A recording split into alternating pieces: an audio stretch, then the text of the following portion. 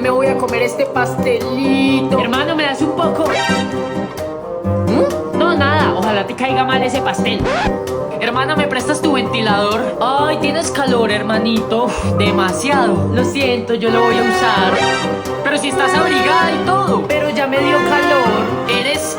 Por fin me pagaron. Hermanito, ¿Qué quieres? es que quiero salir con mis amigas, pero no tengo dinero. ¿Tú me puedes prestar por fin? Lo siento, no tengo nada.